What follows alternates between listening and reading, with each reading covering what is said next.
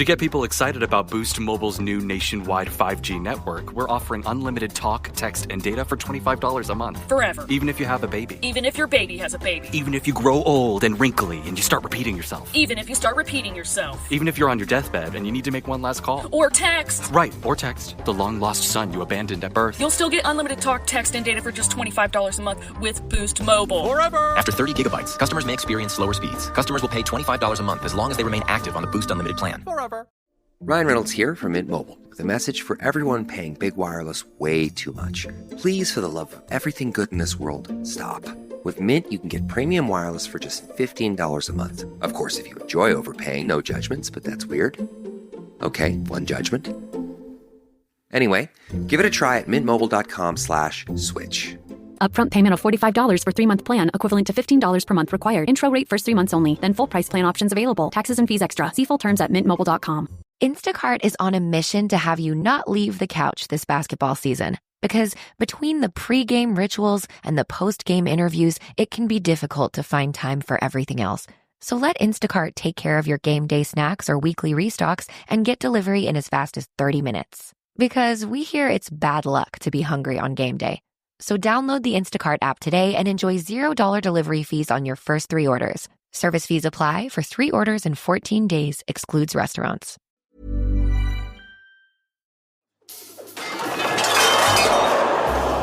Are you not entertained? Are you not entertained? Is this not why you are here?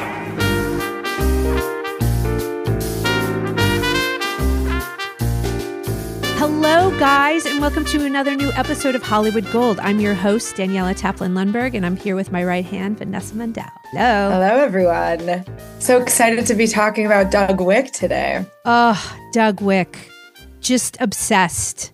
This guy. So we're about to dive into Gladiator 1 and 2, and there were 25 years between those two films.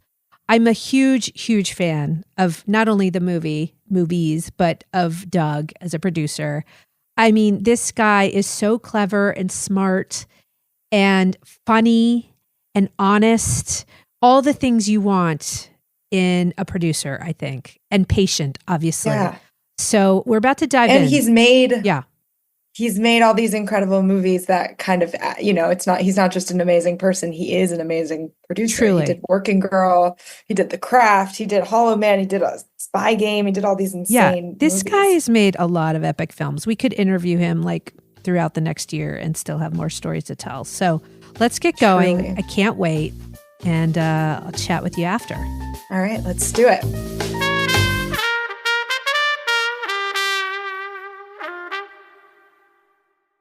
Doug Wick, it is such an honor to be interviewing you. Thank you so much for joining us. We're going to have so much fun. I want you to take me down memory lane and just tell me your first memory of this idea, which obviously came from you. Okay, so this idea did not come from me. Okay. As much as I like to join the ranks of producers who think they did everything. A very talented writer named David Franzoni brought me research on the Roman arena. And I love research. And in the research, it basically explains that the Roman arena is a little bit like our space program. It was so much the epicenter of the culture that new technologies were created and everything from animal husbandry to engineering to all kinds of drainage, just all the ghastly things they did. So he had come in with a story about a gladiator who killed the Emperor Commodus. We started to look through the research. One of the really fascinating things was that when someone at the top of the culture pissed off the emperor, they were suddenly a slave in the arena. So that's where we got the idea for the character Maximus. You don't have to have gone to film school to know that a person who's in the center of everything, who suddenly is, a slave, everything ripped away from him, and then you really see who he is. What a great petri dish for character. So I first brought it to Sony, or had a deal, and they told me Sword and Sandal is dead. You're making a big mistake. Then we went to DreamWorks, and they instantly said, great. And we developed a script. DreamWorks was like very hungry at that time. Is that right? Am I talking about the right time frame? Yes. Very hungry and, very Steven-centric. And my wife was a studio executive, had done several movies with him. And so instantly they smelled something really good. They made the deal. We developed a script. We then went to Ridley. Was Ridley the first one? I mean, obviously he does like epic so well. The first person we went to was Wolfgang Petersen. Okay. Oh, wow. Who I knew, by the way, that's why he later made Troy, because he was so mad at himself for turning it down. No way. And whenever I saw him, he would always make a joke about it. But obviously, Ridley would turn out to be the perfect person. So sometimes with people who have a lot of options, the selection process gets you to the right person. Ridley was the second person. And we brought a copy of a painting by the late 18th century French painter Jerome. And in the painting was a kind of idealized picture of the arena with a thumbs up, the thumbs down, the fighters, beautiful lighting. And Ridley said, "I'll do the movie." And I said, "Ridley, don't you want to read a script?" He said, "We'll get that right. I'll do the movie." Now, remember, Ridley's first movie was a fight movie. What was his first movie? Now remind me. It was I think, The Duelist. And so then the adventure began in earnest. And Ridley is a once-in-a-generation gifted person. So one of the really fun things about all of our jobs is when you get to work with someone that talented. Like my first big crush, my first movie was Mike Nichols, still best brain I've ever encountered. Working Girl, unbelievable, incredible. So that it began was like a 30-year adventure with Ridley between the two movies. Oh my God. So when you went into him, did you have a script that was sort of ready that you felt like was ready to take to him and lure him in? We thought it was pretty embryonic, but it was definitely, you got the idea. Okay. And, it was always really challenging because what I now understand is it's very hard in a fight movie because you have to move the story forward through the fights.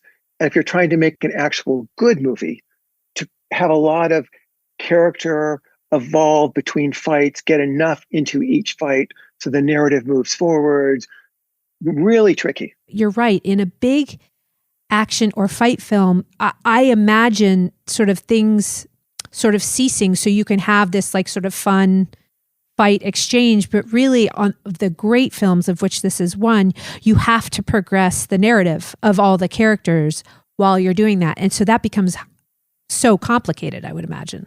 So complicated, and yet like really almost video game quality problem solving. And so we had a really bunch of smart people. And so even things like, what are the stakes of the fight? How do you start to make the stakes be bigger than who disembowels who? And so, for example, we slowly snuck into creating stakes for all of Rome. As Maximus started to win, he was a threat to the emperor. Then you always have the James Bond question. Why don't they just kill him? So out of really good writing, making it believable from Commodus's character, that if he just disappeared, he would become a martyr. Commodus needed to do it in the arena. So there's all of those questions to keep moving the narrative forward for each fight, which, all the way to the end, which is, how do you have Maximus fight Commodus, and Maximus being a warrior who seemed almost invulnerable, and make it a real fight? Well, then, someone came up, not me, with the great idea of Maximus being mortally wounded. So it was a long process and a lot of problem solving, in addition to all the other stuff, to get those fights to move the narrative. So I read somewhere that on night one of the release, there were men lined up around the block to go see the film, and they anticipated this like big fight film, and then night two, Saturday, you watched, and it was equal parts men and women. Like, word was getting out that there was enough drama to sort of draw the ladies in, which maybe you hadn't anticipated. And I wanted to ask, because it's so true, there's barely any women in this script. And that's obviously not the sort of I would imagine your initial draw was like, this is going to be a movie for the ladies, right? But obviously it's great drama. And so it drew equal parts men and women. Did you think about that when you were developing it? Well, here's where it comes into play a little bit. If you think about it from a studio point of view, the default position is if it's a mediocre movie, you could still possibly make your money back by a fight movie. Obviously, our ambitions were always to make a great movie, which would have been a movie that would transcend the fights. And so by the time it was released, I think we believed we had a really good movie. A lot of things had gone right. There have been many earlier questions. Maximus didn't die in earlier scripts. There are all kinds of evolution. But by then we thought we had a good movie. Hence we were a little disappointed that Friday night when we were touring the theaters and we saw all the guys in leather. But we had tested the movie, so we knew women really loved it. He was a hero that really moved them. Obviously his kind of saintliness, his fidelity. All appealing characteristics, totally. Yeah. Okay, so when Ridley got involved, did he sort of put his hands all over the script and you guys were just like developing it together? How long did that take? And tell me about that a little bit. We spent with two executives from DreamWorks who were very involved. Walter Parks and Laurie McDonald were very involved. And Ridley, me, Franzoni, then it became John Logan, next writer. And so we spent almost a year in a room, off and on. Ridley is such a unique force. He gets really bored by theoretical character conversations. He's very visually oriented. And as you know, he storyboarded every scene in the movie and in both movies. So to get drawings as you start to talk about something is such a turn on. And then he would dispense them to all the department heads. So the production designer is seeing Ridley's drawings, the costumer. And so it was a very integrated process, very integrated with Ridley, integrated with the writing. It was a great process. And when DreamWorks had given you guys the green light, was that to develop it more, or was it like you guys are going? No. With studios, you always get it's like the bank. Okay, we'll pay this. This step. Step. So, okay, now we need a new writer. I mean, particularly once we had Ridley, it became kind of a star project.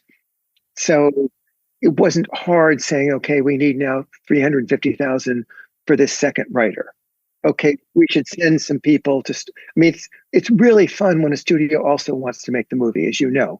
Getting notes from Steven Spielberg is pretty good for anybody. Oh my God! So did you feel immediately they were leaning into this? That they were like, this is going to be a big tentpole for us, and we're going to go for it, or did it take a minute? There was a long process before we had Ridley, so we worked on the script, but we made the first one on a budget. And, there were real issues. Russell wasn't a movie star. Okay, talk about that. Well, we get to casting the movie. So obviously the protection for a studio is, at the time, if you had Mel Gibson, it's like aspirin. It kind of takes away the headache. It gives you some assurance. And studio aspirin. But also real, that Mel Gibson immediately it's something. If you get someone who hasn't carried a movie like that, and you're wrong, and we could probably look at many movies in the past, you're in much more trouble. In terms of a movie really happening, if you look at the movies where a movie star was created in the movie, you get to a whole nother, you got rocket fuel. So if that occurs, Julia Roberts in My Best Friend's Wedding, or a star making whatever the first Jennifer Lawrence thing was, it's rocket fuel. So DreamWorks at the time was a very confident company. So, again, run by Steven, it was a filmmaker-centric company. And so he went with his instincts. That said, they were very smart. The budget was still pretty careful and very focused. And, Ridley's so brilliant, he can tell you in advance what shots he needs, which means you don't have to do quite as much building. Because he's that specific. Yeah, because he knows in advance. There's those other directors who basically say, give me everything. And then they go in the morning and kind of look around and say, okay, let's do this. Okay, so going back to Russell, he had LA Confidential, I know, that like had done very, was well. People were talking about him. So there was nothing that he had like carried on his back yet, though? Is that yes. Accurate? Yes. Okay. Yep, definitely. So did you guys just go through like a tremendous amount of like auditioning and just like culling and meeting, and like what was that like to find that guy? I mean, it's so hard to find that guy. It's so hard. I mean, it's a small list. So as you say, to anybody in the know, Russell from LA Confidential was already amazing, but it was more of a character actor performance. So it certainly wasn't leading men, in the sense of, and on the Mel Gibson of it all, we talked about it, but it just felt like seeing Mel in a leather skirt almost felt like parody. And whenever you're doing Gladiator or Sword and Sandal, it's hard not to think of the Mel Brooks version, because togas and stuff. When we would drive to the set on Gladiator II, like the last few blocks would just be streams of extras in Praetorian garb, togas. And again, you could always think like a funny thing happened on the way to the Forum. It's you're right near satire. So right. So someone better really pull it off, and of course, Russell did. And it felt, I'd read somewhere a while ago actually that, Russell's a serious actor. He's like does not mess around. And I think one of the first shots was one of the earlier shots of the film. I don't know if you guys shoot in sequence or it just happened to be like that, one of those first battle scenes. And Ridley said, just look at that bird. It's like it's very memed now, this scene where like Russell's about to get on his horse and it's wintry and the snow is and he looks at the bird, and Ridley just was a general who gave him like one note, and it made the whole scene. And literally there's thousands of people around and it becomes this intimate moment. And it was the moment that Russell was like, okay, this guy is the real deal. How did they get on, the two of them? Do you remember? Yeah. They first of all, definitely two alphas. So Doug, I'm dying. I love this. There was respect from the beginning, but I'll just tell you one story. Before we started shooting, we were at the studio in London, and we were doing a reading of the script, and the script was still in transition. And Russell was unhappy with it. So John Logan, the writer, was there. He was a great writer. And as Russell read his part, he was basically parodying it. He was mad and he was making fun of the lines as he said them. And he was obviously nervous about doing the movie. So we go back to Ridley's office in the London studio, and someone from the studio says, let me talk to Russell. And so they're talking to Russell thinking they're going to fix it. And all of a sudden I watch as Russell gets up to leave. And the studio person says to me, is he going to the bathroom? I said, no, he's walking off the movie. So I'm following Russell and I'm thinking, what am I going to say to this crazy Australian who's walking off the movie and had really been acting out in the reading?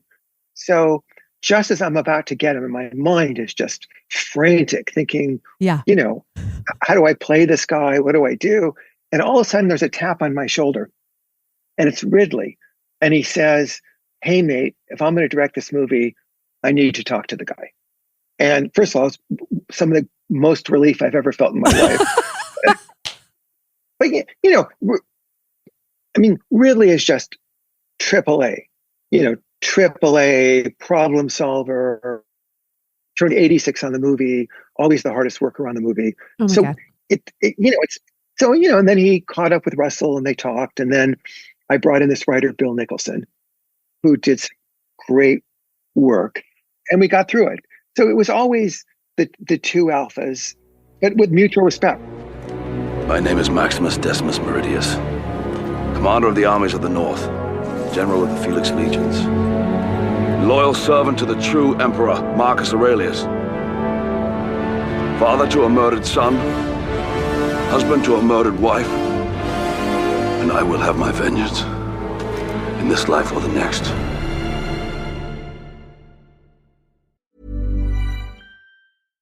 Ahora en Verizon, obtén nuestro mejor precio. Ahorra en 4 líneas nuevas en Unlimited Welcome y en 4 teléfonos nuevos para toda la familia al intercambiar hasta 4 teléfonos de Apple, Google o Samsung. Tú eliges entre nuestros mejores modelos. Uno para mamá, papá, los niños o la tía que manda audios de 5 minutos. Solo en la red con la que puedes contar. Verizon. Unlimited 5G y 4G LTE podrían ser temporalmente más lentos que los de otro tráfico durante una congestión. Roaming de datos nacional a velocidades 2G se aplican términos adicionales para cada oferta de teléfono. Visita tu tienda Verizon más cercana para detalles. Thumbtack presents the ins and outs of caring for your home. Out. Indecision. Overthinking. Second-guessing every choice you make. In. Plans and guides that make it easy to get home projects done. Out. Beige on beige on beige. In.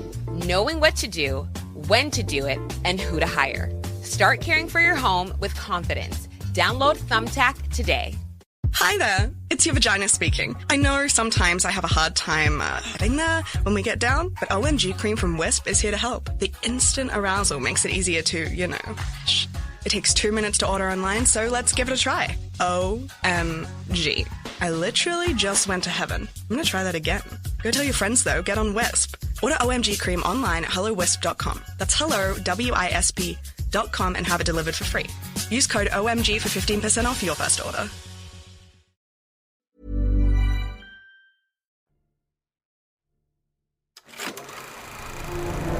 You would fight me?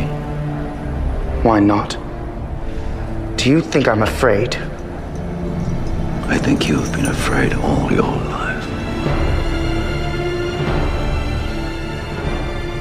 Russell was new. I mean, he wasn't new, but like to be number one on the call sheet on a $100 million film, that's new.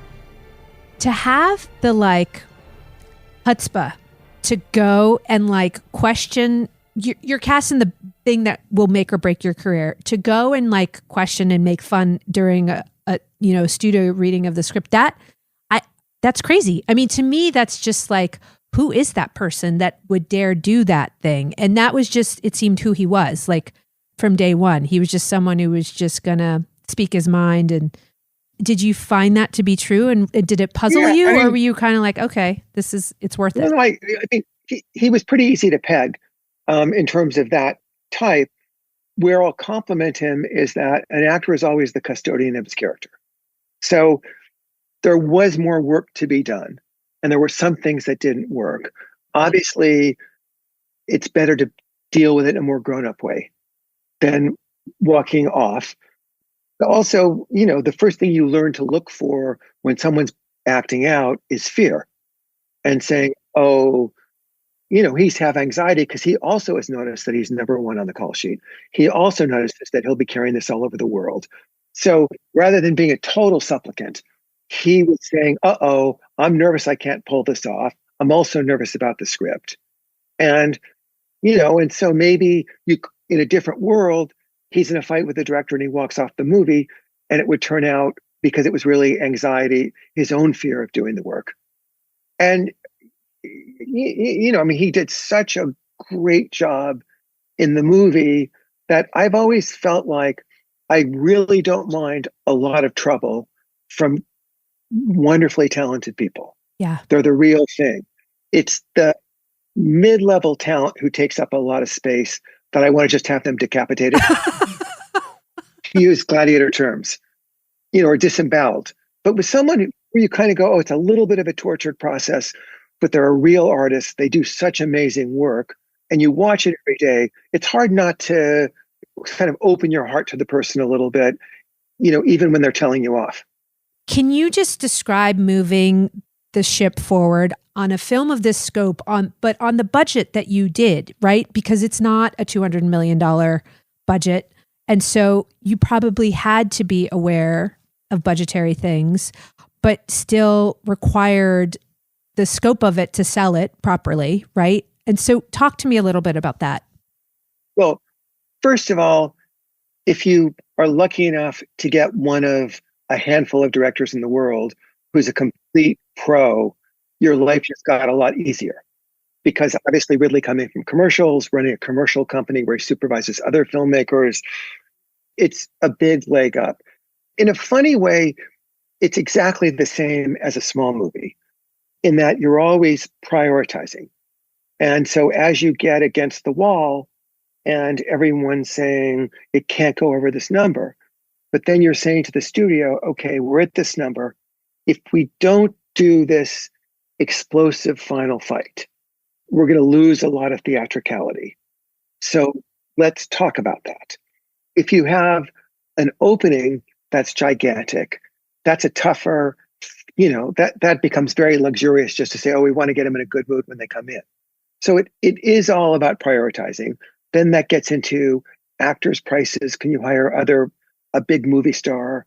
We didn't have in the first one, there was no fancy other stars. There were great English actors. So we were spending money on that. And also Arthur Max, again, it's hard to take credit for things that when Ridley brings his team, and Arthur Max is a great production designer.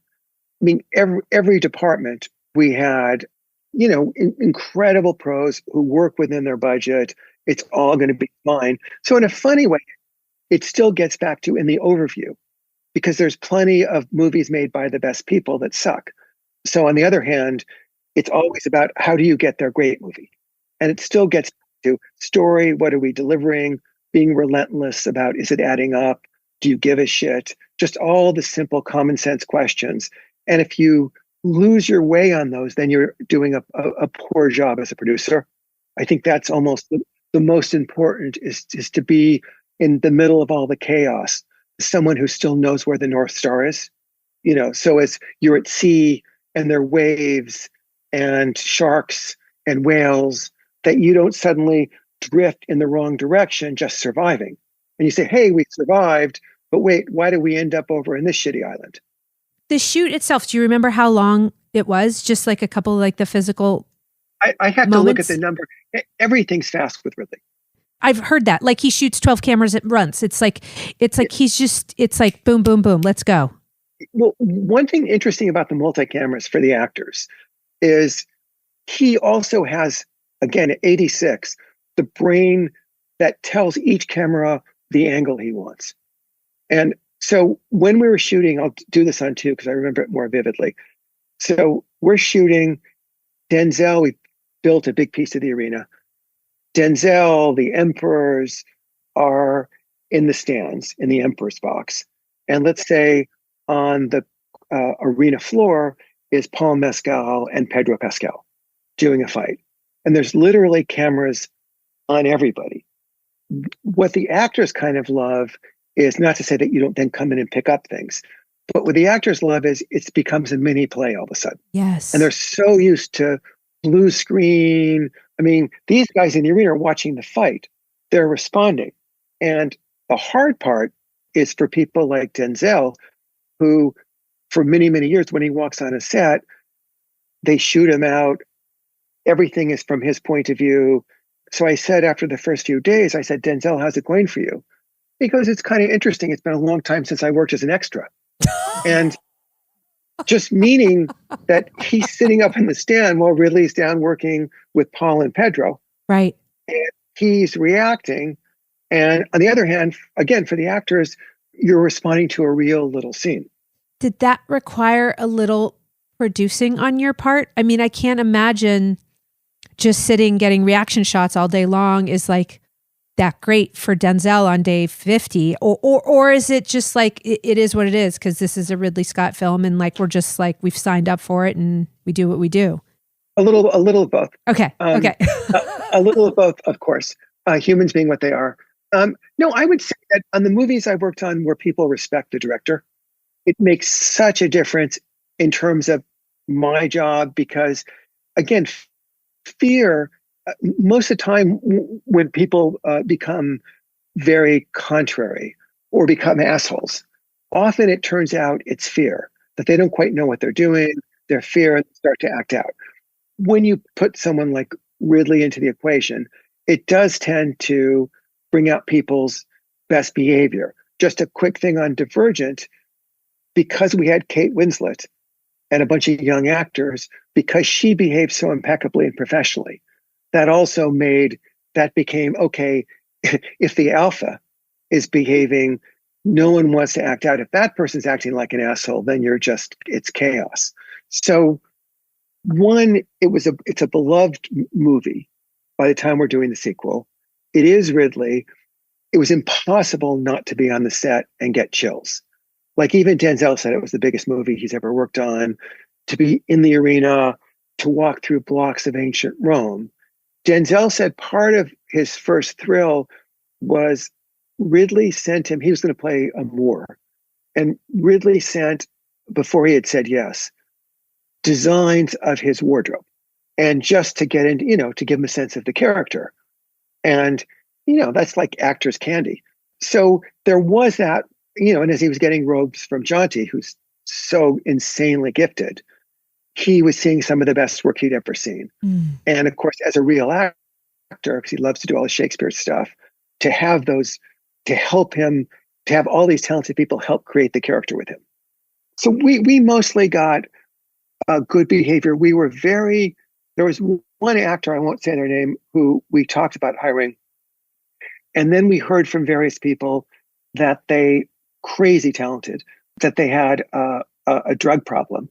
So what we were very aware of is, on a movie that big, if it was a little movie, the TLC, they could have their drug problem and you could still get a brilliant performance. But on this, everyone had to be on his or her game. Oh my God, I love you so much. You're just like so real, and I love it. It's just like this is the job. This is the job. Those are the considerations that you have to take. And so I just appreciate, hearing. Oh, thank you. Well, nice talking to someone else who does it. So it's fun. I want to circle back to a little bit of Gladiator I, because I was reading that it won Best Picture. It was nominated for every award it could have been nominated for. You did the BAFTAs, you did everything that you could have been lauded for, you were. And when those moments happen, you probably don't even realize like what were the reasons that it happened. And, I'm sure you think about it now and you're like, that was crazy. That was crazy. You were just like in a tux 24/7. Do you remember, I've talked to a couple of producers who like remember the moment where they thought the thing they were producing was going to be great, And I was talking to Bruce Cohen about American Beauty, and he was like, I remember coming out of the first screening and being like, we're going to win the Oscar. Like he had that moment of clarity and then it happened. Can you tell me any moments where you were like, this is truly unique and this is going to be great? Well, the first time I saw it, I was panicked because the episodic nature of the fighting, it was still felt a little bit like it wasn't all congealing. And this is a tough one because it's both has that fantastic action, has those other aspirations, and to make that all work in harmony. So we continued to work on it. Then you have a preview where it really goes well and you start to feel good. Although after that first preview, I happened to be walking by a screening room when our fancy Oxford University consultant was finally seeing it and walked out. I said, Professor, what do you think? And he said, it's a disaster. He said, the colors are wrong, the hems are wrong, and by then I knew that it was good. That's hilarious. It was, yeah. I mean, by then I could at least be in on that joke a little bit. I think it was funny. There was no time where I ever felt sure that we would win the Academy Award, because as much as it was happening, it was still kind of an action movie. The Academy has never been that nice to Ridley. And so it was still, we won the BAFTA, we won the Globe, But no, there was no place. But you're still, as you sort of mentioned, you're in your tux. It's a very privileged thing. You're just going from job to job. Your only problem is a speech. But also, it's a weird atmosphere because around award seasons, everyone becomes a little bit like puppies who feel that the mom only has one tit, and if they don't get on it, they're going to starve. So you get this intensity of all these hungry people drawn to the thing who literally seem malnourished behind you, and they have to get on stage and feed, or they're actually going to starve. So that's a really kind of weird, toxic atmosphere as you go towards it. Oh my God. Do you mean people from other films or people from your own film? Yeah, no, the other films, because it's the same group each time goes, and you can feel the hunger, including your own, and it brings out something really primitive. And the other thing that I've sort of become a little bit of a student of is when you watch people on stage and one person talks too long, and you watch the other person who looks like they want to kill them because they're actually going to take up their once in a lifetime chance to say, like, hi to their lover or their children or, someone they're sucking up to. That's the worst.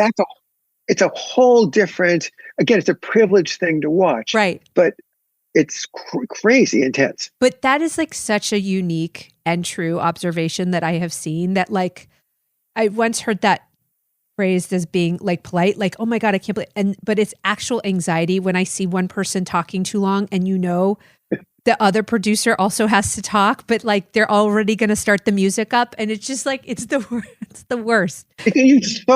Remember Ed Zwick said he famously got mugged at the Academy Awards because the person who spoke first then brought Harvey up. Yes. And instead of Ed. Totally. And it was just, and then it's kind of like, well, do you shove the person out of the way because it's your once in a lifetime? Do you suck it up and regret it for the rest of your life? Totally. It's just like a funny, weird thing.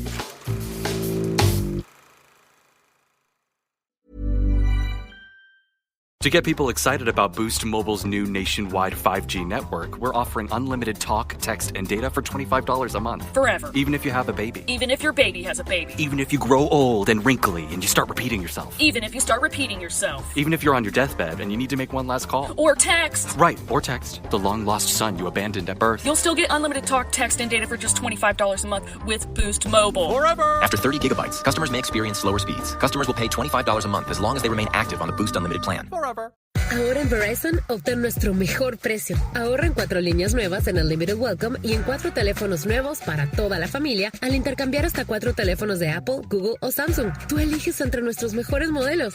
Uno para mamá, papá, los niños o la tía que manda audios de 5 minutos. Solo en la red con la que puedes contar. Verizon. Unlimited 5G, 4G LTE podrían ser temporalmente más lentos que los de otro tráfico durante una congestión. Roaming de datos nacional a velocidades 2G se aplican términos adicionales para cada oferta de teléfono. Visita tu tienda Verizon más cercana para detalles.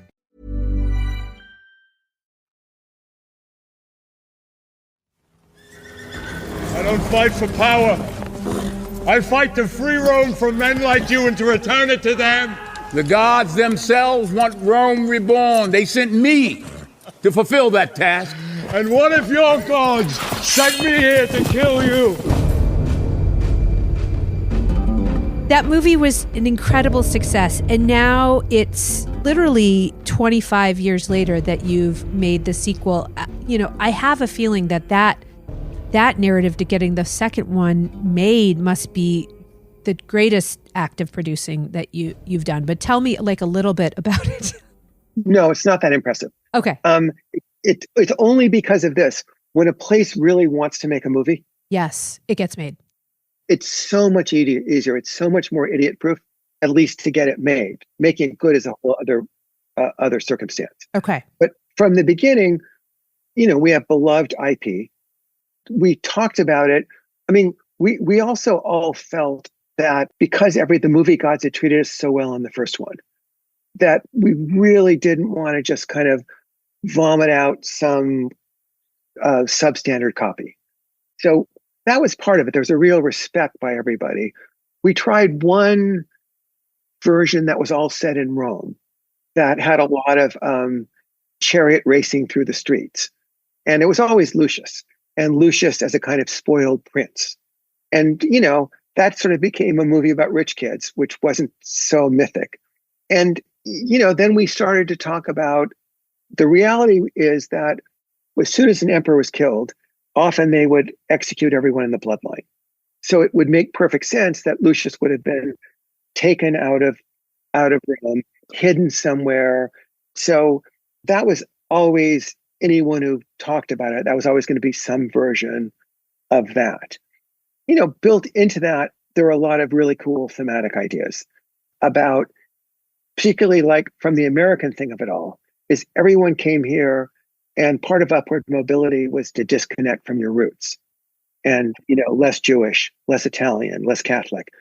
And there's such a pain in that. So it's a subject that I was really fascinated by. And so for Lucius to hate Rome, want no part of it, to feel he could actually be separate than his parents and his lineage, that became really stimulating. From the studio point of view, when we said Gladiator with Ridley, it's such an easier meeting. That's where you can't take that many bows. It's such an easier meeting than like as a young producer going in and pitching some new idea and trying to convince them, it's time to make another circus movie. So then it was just the long haul of trying to get it good. Ridley, by then is a star. And then there would be all the problems of what the story might be, huge casting issues, but it wasn't that hard for it to be on some kind of track.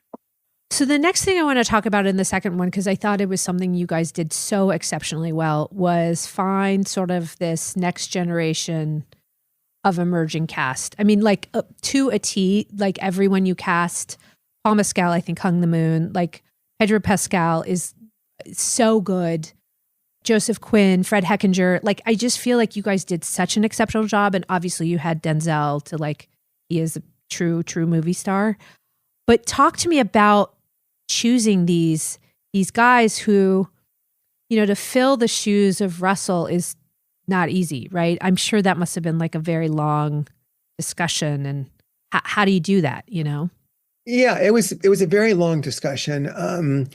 Obviously the hardest was Lucius, as you point out. And Russell owned the world. It was tricky. I mean, we obviously, Paul was on the list from the beginning, but not because he'd ever come close to carrying a movie. This was long before he was nominated. But normal people, the chemistry of those two was amazing. So anybody who saw it loved him. And Lucy and I had a breakfast with him very early on. He was in town in West Hollywood. And he had been more of a introspective young man, nothing muscular. So we had breakfast and we started to talk about, and he's so winning. And we started to talk about, did he play sports? And he started to talk about his Irish rugby career. Rugby, which I happened to play in college, is such a violent game. And, he broken the appropriate amount of bones. And right away, you got the sense that this guy might be it. Ridley then met him, loved him, was really taken. And, Ridley's had a great track record casting, in even smaller roles. Yeah. Brad Pitt. And then the other thing was the studio. So again, Paul Mescal, this sort of indie darling, sensitive young man, is supposed to play this role. So they were all thinking about it. The head of production, Daria, went to London to see his performance there, which it's now back on Broadway. Streetcar, yeah. And she called right after seeing the play and just was blown away. And then he would win the Olivier Award. So it also helps to have a lot of smart partners that aren't, like the idiots give you, which I work with also, the list of foreign, what the foreign people think. I mean, obviously, everyone should take that into consideration, but your final judgment has to be an educated gut. And so he emerged pretty steadily. There was no close second. We would have been really screwed if it didn't work with him. I don't know if we could have made it. Well, just like physically, it's hard to find that type of actor in this day and age who like fits the build physically. Yeah, totally. I'll just tell you one great Ridley Paul thing, which is that in the script meetings, we were talking ad nauseum about, like, it made perfect sense. Why would Russell win in the arena? He was a warrior, a combat hero, a general. Why would Paul? Well, because he, and the idea was a little bit because he's angry. But, like a rich kid with a temper wouldn't be so winning. So we kept talking about the depth of his rage, and we got some language in the story about it. And, Ridley understood the need, but gets a little bored by those conversations. And then one day he says in the meeting, okay, in the sequence with the baboons, the alpha baboon kills Paul's beloved mentor. So Paul is in a struggle with the alpha baboon, and he bites into his arm and spit out some of his fur. And now all the baboons look over, there's a new alpha in town. And, it was just like, what a fun brain to get to mess around with. I mean, that, so there would be things like that. Yeah, we go, wow, that's like a really great brain. That's really interesting. I think that's like a really nice parlay into the next phase, which is like, I read somewhere that you were very conscious of not wanting to just imitate the fight sequences of the first one. Like, you have to reinvent a beloved film, right? It's like, that's part of the deal with, keeping the legacy. And so, speaking of just like inventive brains, like the baboons and the sharks and the rhinos, just talk to me about how all that stuff kind of developed, because it did become bigger and sort of more otherworldly in some ways, and how you figured all that out. Yes, well, you're right that we were very mindful that we had to surpass the theatricality. Mm-hmm. So if people were coming back to the arena, that it better be a step up. And that, of course, worked for the story too, because it just meant Rome was that much more debauched. Mm-hmm. And we had, before the baboons, we had some other animal. I'm trying to remember. It was some predator animal. Can't remember what it was. We went through a bunch. And then Ridley had seen on some nature thing a fight with a baboon and some other animal where the ferocity of the baboon was just mind-blowing. So he suddenly got baboons in his mind. And so that became something that was going to be like you'd never seen before. Obviously, anyone who has ever read the research knows about flooding the arena and naval battles. Right. And then the sort of maybe the third was creating a fight with Lucilla watching, between her husband and her son. So that's pretty great drama. So we were very mindful. It couldn't just be another dust up. It had to move things in a different way. So it seems like Ridley really likes to shoot practically. He likes the practical sets. He likes natural reactions. And I'm like so supportive of that. I love that notion. With regards to stuff like baboons and rhinos and the sharks, how much of it could be practical? Like, talk to me just about any one scene, because I know like the rhinos were probably mechanical and actually there.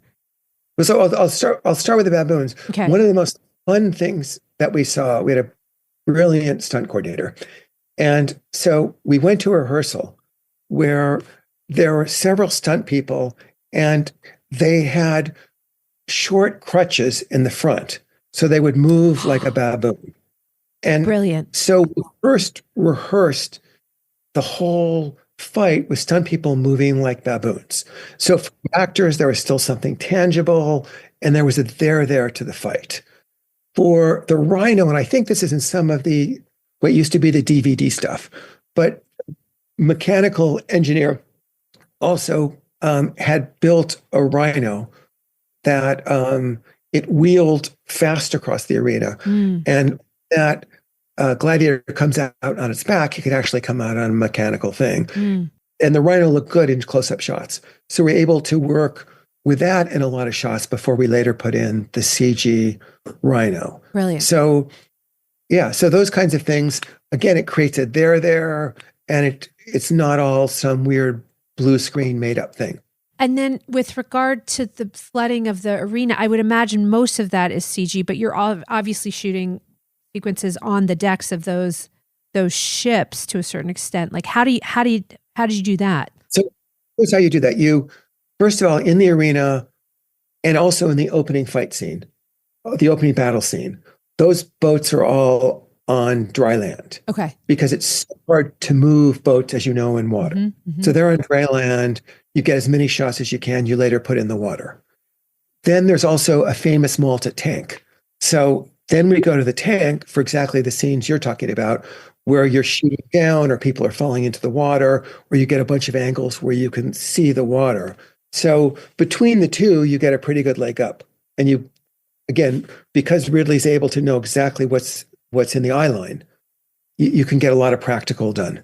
I think I'd seen some sort of EPK or something about Paul's physicality. And you mentioned the rugby thing, but I think his stunt coordinator said he was the most physically capable actor he had ever worked with, and could ride the horses, do the thing. He was just really, really adept at that kind of thing. Yes, he and Ridley had their one epic fight, which was Paul had totally bamboozled all the stunt people and the horse people, and he really wanted to do the stunt where he jumps on the horse at the end. And Ridley said, absolutely not. And then Paul wrote him again, and Ridley loves Paul. He was like the perfect adoring son, and so crazy talented. And Ridley said no. And then Paul sent another one, CC'd me and Lucy, and Ridley wrote him, I wish I had the email, a great email where he talked about people who had been injured over his, 60 years of work on the sets. And also when you have to, if it's the lead, you put a whole crew out of work. So he went very real about that. Yep. Paul stayed in there. He finally got Ridley to say, as long as it was in the last 3 days of shooting, he could jump on the horse. So yes, so Paul worked so hard. There was one other scene where he was doing a fight with Pedro, and Pedro and Paul really loved each other. And they're on the arena floor, and they crashed to the ground. And I can't remember who was on top, but all of a sudden, Pedro screams. And he was really injured. He had really hurt himself. And so for the rest of the movie, Pedro, under his breath, would always say, Paul's hard body is a fucking weapon. Paul's body is too hard. He shouldn't be allowed to work with the other actors. So, yeah. So my God. He worked like crazy. I love that. So wait, did Paul get to jump on the horse? Yes. So that scene of him jumping on the horse is, again, as long as it happened the second to last day. Every story I hear about Pedro Pascal or about Paul Mescal is like that. And also, by the way, every story I hear about Pedro Pascal is like that, where he is lighthearted, so warm, keeping things upbeat and funny, and so great, so wonderful. He's so magnetic. I mean, by the way, that was the most underwritten part in the movie. And speaking of being the custodian of your character, he made a total meal of it. He's completely moving. And You're so right. 2 days before we were going to shoot his death, Ridley calls us and says, I don't know. He said, should we kill him? I mean, if we ever want to do another one, maybe we should just, and it just would have made no sense for the story for him to live. But yes, he's so talented and kind of juicy on screen.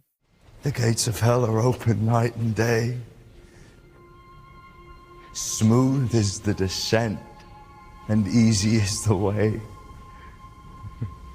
But to come back from hell and view the cheerful skies in this, the task and mighty labor lies.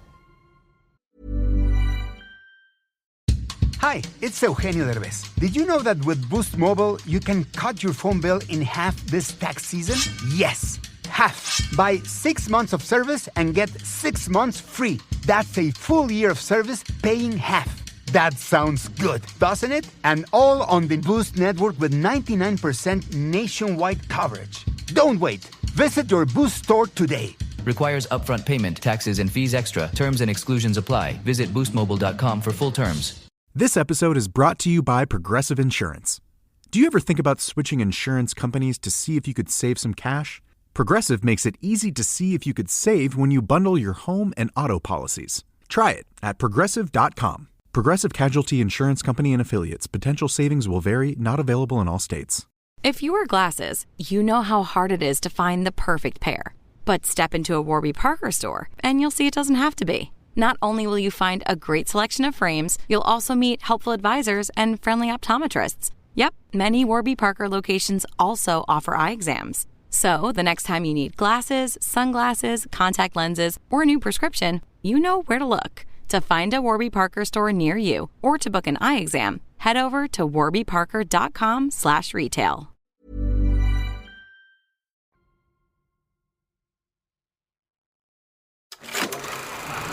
Brothers! What we doing live? Echoes in eternity. Doug, circling back to the first one, because it's like when you're in these moments, you don't think, oh, I need to be thinking about the sequel, right? Like you killed your hero. You killed Russell Crowe. Yes. And I think part of the reason the movie is as good as it is there real stakes, right? But as you were making the second one, was there ever a lament of killing Russell or trying to bring him back or anything like that?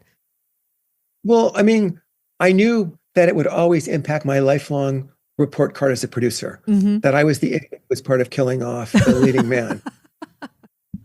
But really not, because it's so hard to make a really good movie. Yeah. And everyone involved with this, we were swinging for the fences. So, the idea of, and there's some movies that are not like that, but the idea of saying, particularly then, because it was, even killing off Russell, everything had to work perfectly. That was a very dangerous thing. Great that DreamWorks would okay it, but everything had to work great. And by the way, only Ridley could shoot without sentimentality and make it work, a guy rejoining his dead family. I mean, with a lesser director, that could really be a groan. But, so I was always amused a little bit at the joke of what idiots we were, but I had no serious regret. And Russell's agent called me after the film was clearly a hit and said, I got a good idea for the sequel. He said, they carry Russell's body around the corner of the arena. He gets off the stretcher. They all high five and say, it worked. They believe I'm dead. It was a little tongue in cheek, but yes, it was like there was this thing can you imagine The Godfather? Of course not. Yeah. That's why those great movies are great. It's why your movie's great. Like there are real stakes. People really die. You're not thinking about like the almighty bottom dollar, right? And that's what like keep trying to recapture by telling these stories. Andrew, my producer, is asking that there was a time travel component to the original Gladiator II script. Do you recall that? Is that accurate? Yeah, it wasn't done by us. Nick Cave, Russell commissioned Nick Cave to do it. Oh. And so the idea was more after, by the way, who I've also worked with and love, such a great songwriter. Russell's idea was that the movie would be about him getting to his family in the other world. Wow. Wow. That's a totally different thing. Yeah, just a totally different movie. Doug, this was like the most delightful You're truly, it is no wonder that you are as successful as you are. You're so honest and smart and real and funny. And like, I just think it's been incredible to talk to you. Oh, well, you're so much fun to talk to, and you're such an enthusiast, and I love movies too. So it's fun to dish about them. Okay. So the last parting question is, I always ask my producers, like, why this one? Why is this the one that has or the ones that have such lasting legacy? We all as producers hope to have one or two or three of our movies that really impact people, but there are ones that just seem to stick out for whatever reason and that people love and watch over and over and over again. Why do you think this is that? I think there's always a huge element of luck when everything goes right. So this was always a good idea for a movie. We got lucky with Ridley at that point in his life. We got a little lucky that there was a Russell. DreamWorks was at an incredibly exciting point in their young life. Hans Zimmer did an astonishing score. There was no real asshole in the group. So that really was best idea wins. And there was a lot of push and pull and a lot of people that contributed. So, I think it, and then there's also the time, you look at some Academy Awards and this year would be a very good year to be a great movie. Yes. There wasn't a clear front runner. And so, so I just, sometimes everything goes right. What is your hope for films in this current landscape? I mean, you just put out Gladiator II 25 years after the first one. How are you feeling about just the film industry today? One, I feel sorry for young people because it's such a harder time. I mean, when my generation started, the studios were desperate to get movies made. So they would give you deals, they would lure you there. Now, it's much harder. That said, what's clear is that when audiences around the world see a movie they love, they show up, and the big screen experience is still extraordinary. The business of the middle movie is pretty much over. It will become a streamer movie, or it will have such an indie life, it will be discovered. But one's Working Girl would be almost impossible to get made. But, I still think telling stories, the hour and a half experience of you're tired from work, going to the big screen, being transported, whether it's Ridley Scott as your tour guide or Steven Spielberg as your tour guide, just being out of your life in a way that you come back satisfied is an experience that people will continue to pay for. So, I think the business is just going to be much harder, but it will continue to thrive and reinvent itself. Thank you so much for doing this. This has been a true joy, honestly. Well, me too. It's so much fun talking to you. Thank you. I hope I meet you one day. Thanks, Doug. Talk soon. Bye.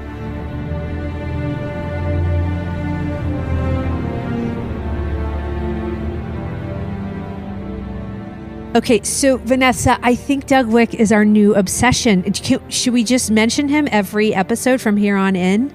He's so good. I love an honest storyteller, someone who just has been through it all, isn't sort of nervous or worried. He's seen it all. He's done it all. He's won every award. He's, spent 100 days in a tux. He's spent thousands of days on a set. I took so much wisdom from this guy. Yeah. I do think it's so impressive when someone goes through Hollywood and comes out just being like, you know what? I just love movies. Yeah. And that's what we're doing it for. And we're not saving lives. Nothing else really we're matters. We're making great movies. And that is it has a value, but someone who just doesn't take himself too seriously is so refreshing. Right up our alley. I mean, he has to join our club. Man. I love this story. We gotta have him back. I love the story of a young Russell Crowe just almost walking off the film. I know. He was like, yeah, I didn't want to go talk to him. But it's just the gumption of someone like Russell Crowe, who has just been hired for he's number one on the call sheet, about to this could be the thing that makes or breaks your career. And he's just someone who's going to kick up some dust because he doesn't think the script is quite there. It's just like, it's unbelievable. I don't think I would have the courage of someone like that, you know? No, but I guess he's so good in this. I think when you're a real artist, I think you're probably in your own head and you're only thinking about how you're going to appear saying those lines. And that's your job. That's your job. And I think that was like a great point that Doug made. Like it's the job of the actor taking on that role to take care of that part and make sure it's the best it can be, you know? Yeah, it was a great perspective on that because I think we do think about things like that, like, oh, he walked off the set, you know, but it's very emotional. You're leading the charge of a movie. I'm sure that was a lot of pressure on him. It's so funny. Like as a producer, I've done this a couple times where like I told you the story of how like I got called to be in Harriet on day one of the shoot and it was like so mortifying, but it was the first time that I was asked to be in front of the camera and it's so stressful, you know, like to be in front of the camera, having the entire crew observe you or not observe you or be on their phones while something is happening. It's just like you realize how much pressure is on the performers to perform. And you know, it's not often that producers or people behind the camera have to experience that. And so just going through those things as a producer, you know, trying to write some bits of dialogue, which I've done, and like present them to other people, you suddenly realize how stressful it is to put yourself out there. And so it's like, it's just important for us as producers to remember like what everyone else is going through. And that's why I love these conversations so much. Like this week, just like hearing the Lowell Crawley, like hearing what his perspective is as a DP. It's an entirely different perspective than an actor or a writer or a producer. You know, it's just like, it's good to figure out where everyone's head's at. Oh, completely. I mean, I remember, so I went to NYU Film School and one of their requirements, which I actually think is kind of amazing, is they make you take an acting class. And I'm just not an actor. I'm not a performer. Yeah. That's just not where I feel comfortable. Yeah. And one of my classmates was this guy, Suraj Sharma, who had just come off of Life of Pi. And he was the lead of Life of Pi. My God. And we were in this class together. And I think we had a scene together. And he was a friend of mine, so I felt very comfortable with him. But we like had to act this scene, and I just got so nervous. I like put on a British accent, which I'm not. I'm just like not British, and I was just like so panicked. And the acting teacher was like, "Everyone stop! Like, what are you doing?" I'm like, this is too much pressure. Like everyone's watching me in a circle with an actor who was just at the Academy Awards. Right, like, totally. I don't want to be here right now. I so relate to this story. I have done the same thing where suddenly the English accent just comes out when you're trying to be serious. I was just like, I think I know exactly what I'm going to do. I'm going to not be myself. I'm just going to risk it all. I haven't even perfected. I so relate to that story, but like that, you'll always remember that, right? Because it's like, it was like this moment where like all eyes were on you. It's vulnerable. Yeah. It's just scary. Like you have to, that's what it is. I was like, I'm going to put on an English accent because I don't want to be myself because everyone's looking at me. Yeah. So I'm sure psychologically that is what was happening, but it's really weird. Performers are so brave. I can't imagine. Are so brave. I don't know how they do it. I'm so glad I don't have to. Anyways, that was so great. Thank you, Doug Wick, for coming on. That was like truly a joy and such a fun conversation. And guys, the episodes keep getting better and better. I just feel like we keep getting lucky with these like incredible people who are telling their stories. Yeah, and they're all really good storytellers. They really we're are. Also really lucky. So great. All right, so you wrap it up. All right, guys, follow us on Instagram at Hollywood Gold Pod. Go to our website to get some merch, staygoldfeatures.com. And we have a little merch tab with sweatshirts and t-shirts.